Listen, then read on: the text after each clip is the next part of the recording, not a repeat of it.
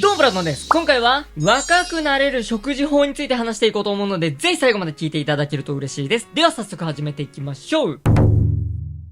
タンパク質。タンパク質は人の肉体を作るのに最も必要な栄養素だと思います。肌も体も髪も爪もタンパク質からできています。筋肉もタンパク質を必要としています。ですが、タンパク質を取るには2種類のタンパク質があることを理解しなければなりません。まず1つ目は動物性タンパク質です。肉や魚や卵、ヨーグルトなどが動物性のタンパク質になります。そしてもう一つが植物性タンパク質です。豆や野菜、果物などにタンパク質があります。さて、ここでタンパク質は結局何を取ればいいのか延々と迷っている方が多いと思うので、タンパク質量から考えてみましょう。まず、肉にはタンパク質が多く含まれています。ですが、脂質も多く含まれていることもあり、しっかり選ばなければ太ったり老化の原因になってしまいます。続いてこちら、魚です。魚は肉と比べると脂質が少ないです。そして、タンパク質も肉と比べると少ないんですけど、それでも世の中にある食材の中ではタンパク質が豊富に含まれていると思います。魚はとてもバランスのいい食材だと思います。卵も素晴らしい食材だと思います。卵は完全栄養食で一番有名な食材と言っても過言ではないと思います。そして、ヨーグルトなども腸を整える食材として最適だと思います。こちらがまず動物性タンパク質になります。続いて、植物性タンパク質です。豆類。僕は豆類でおすすめしているのは納豆が素晴らしい食材だと思います。特に僕は主食でご飯を食べることが多いので、納豆を必ず自分の食事に入れております。そして枝豆もタンパク質が豊富です。僕はビールが好きなので、昔はよくビールを飲んでたんですけど、ノンアルコールビールに変えました。その時のおつまみによく枝豆を食べます。タンパク質が一番多い野菜といえば、ブロッコリーが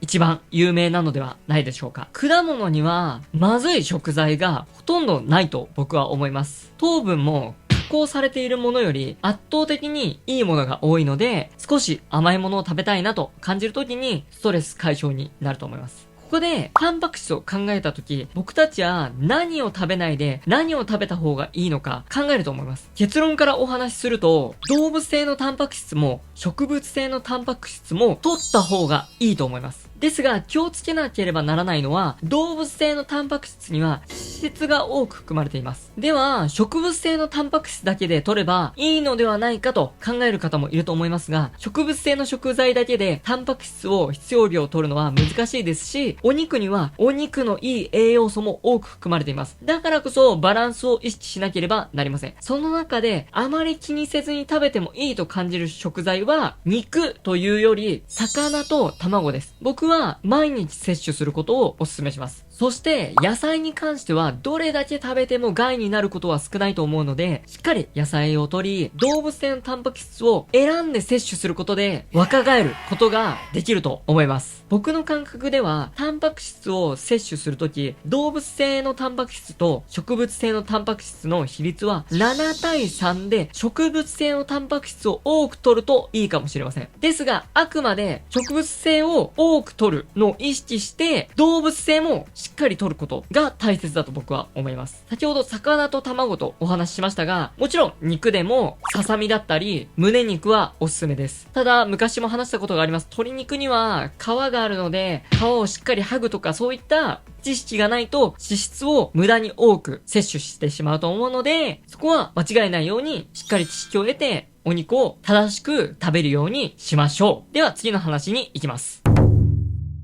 食物繊維。人の体は胃と腸で食べ物を分解して体に栄養を送ります。ですが、お腹の調子を整えるためには食べるものを意識して考えて食べなければなりません。先ほどもお話したお肉に関してもタンパク質が豊富と言われても脂質が多すぎるとお腹へダメージを与えてしまいます。そうならないためにも食物繊維を豊富に摂取することによりお腹をきれいにします。昔の人々は食物繊維を多く摂取していたので腸を整えることができましたが、現代の僕たちは食物繊維の摂取があまりにも少ない状況となっております。ですが、植物性のタンパク質を意識して摂ると食物繊維も一緒に摂取することができます。食物繊維を摂ることで人生が圧倒的に変わります。心も体も健康になります。そして食物繊維は唯一体を痩せさせる食材です。肥満の方と健康的な人の見た目を比べると肥満の方の方が老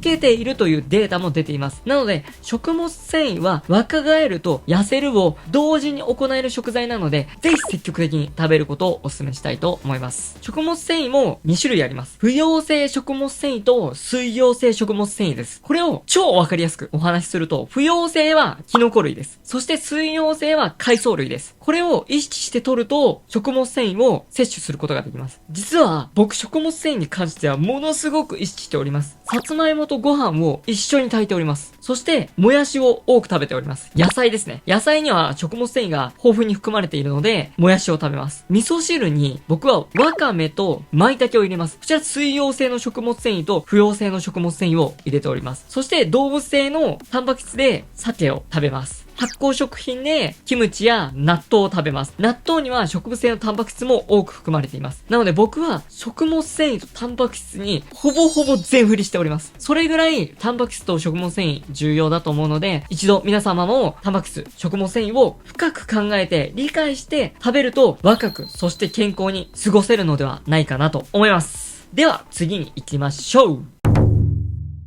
食べてはいけないもの。結局僕たちは食事を食べて体を作っているので、どんなにいいものを食べても食べてはいけないものを摂取すると体を壊してしまいます。そして皆様も今までの話を聞いて食べてはいけない食べ物、大体予想がつくと思います。今現代の人たちはカロリーは足りています。圧倒的に多すぎます。ですが、栄養は取れていません。なのでしっかり栄養を取らなければいけないんですけど、栄養のないカロリーの高いものは何だろうと、まず考えていただきたいです。ここで一番最初にお話しするものが糖です。特に加工されている砂糖は摂取すると劇的に老けます。これ勘違いしてしまう方がいるんですけど、糖と聞いた時にご飯とかを思い浮かべてしまう方がいるのですが、そこは加工されていると言っても十分食べてもいい食材だと思います。なので糖質制限をしすぎてはいけないと思います。ご飯をやめるということはしないでください。先ほどもお話ししました。加工されている糖です。わかりやすい食材を出すと、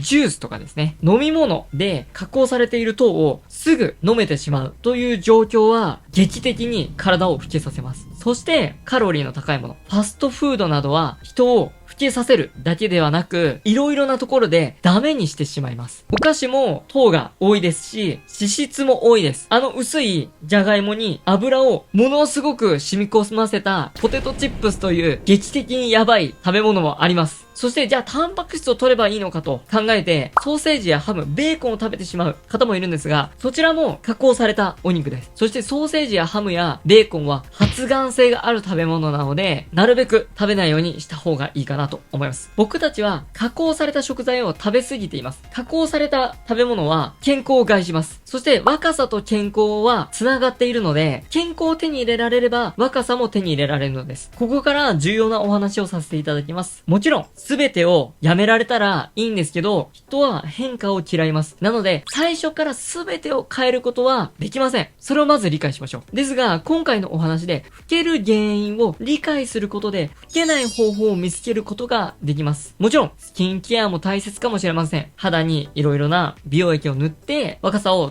保っている方もいると思いますが、内面から変えることにより、さらに素晴らしい若さが手に入ると思います。僕たちの体を作るのは食事です。食事は本当に体を変えるので、ぜひ挑戦してみてください。僕はものすごく痩せて、若さもだいぶ取り戻しました。ですが、これだけ健康を考えて、若さも考えて、体重も落としましたが、まだまだ健康とかけ離れている習慣があります。それを変えて、もっと若く美しくなれるように僕も頑張るので、ぜひ皆様も一緒に頑張りましょう。今実は悪い習慣があったんですけど、それをやめようと努力しています。もしそれが成功したら、1ヶ月後ぐらいにお話ししようと思うので、楽しみにしていただけると嬉しいです。はい、今回はこの辺で終わりにしようと思います。この動画が良かったら、グッドボタン、チャンネル登録よろしくお願いいたします。ご視聴ありがとうございました。